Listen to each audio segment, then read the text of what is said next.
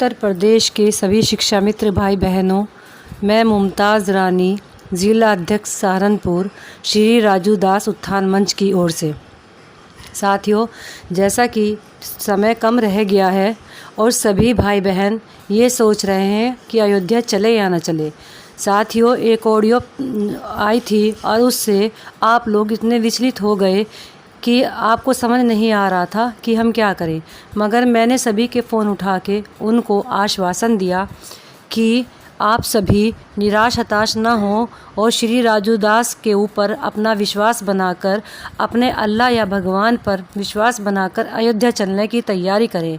जो कुछ होगा वो आपके सामने 16 से 21 में आ ही जाएगा।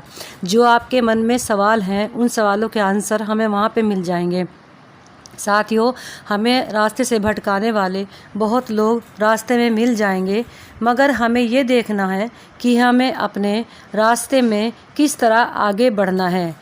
कभी उमा की ऑडियो आती है तो कभी किसी की ऑडियो आती है। आप ये ना सोचें कि इस ऑडियो के कारण हम अपनी विचारधारा को बदल देंगे और अयोध्या जाने का प्रोग्राम भी हम बदल देंगे।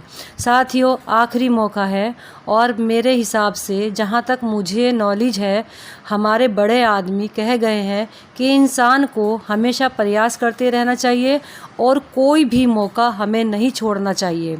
कुछ लोग कह रहे हैं 6 महीने के बाद सब कुछ ठीक हो जाएगा। मैं उन भाई बहनों से ये कहना चाहती हूँ कि सब कुछ ठीक हो जाए, अल्लाह करे। आपकी ज़बान मुबारक हो, मगर फ़िलहाल हमारे पास जो मौका है हम उसको भी देख लें। हम संगठन के साथ काफ़ी चलते आए हैं, संगठनों ने प्रयास किया, मगर जीत किसके हाथों लिखी है ये तो अल्लाह ही जानते हैं। हर काम किसी के बस का नहीं होता।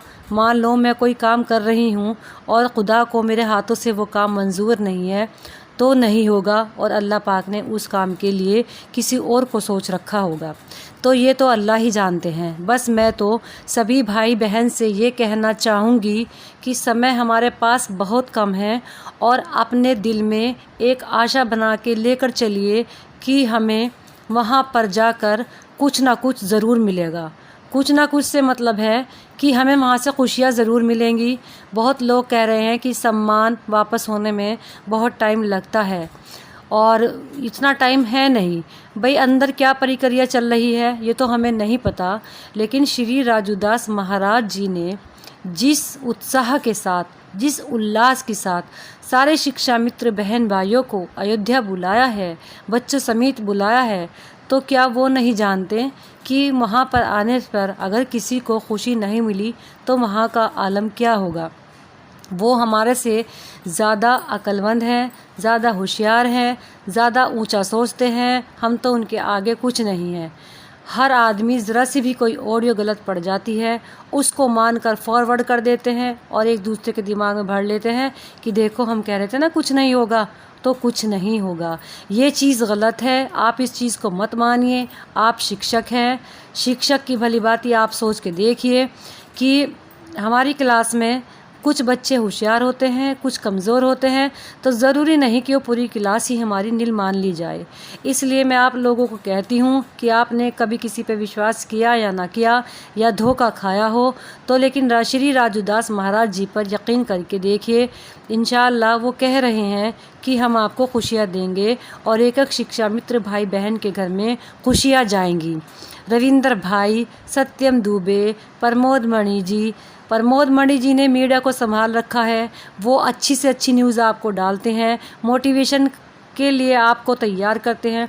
फिर मेरे भाई, आप निराश क्यों हो जाते हो? अपने रास्ते से मत भटकिए। समय बहुत कम रह गया है, 16 तारीख भी अब आने वाली है। आपके सामने क्लियर हो जाएगा कि वहाँ पर हमें क्या मिलने वाला है। इसलिए मैं आपसे रिक्वेस्ट करती हूँ कि आप बार बार फ़ोन करके रविंद्र भाई, सत्यम दुबे या महाराज जी को परेशान ना करें। उनके पास वक्त बहुत कम है, काम बहुत ज़्यादा है, सहयोग इकट्ठा होने का नाम नहीं ले रहा है।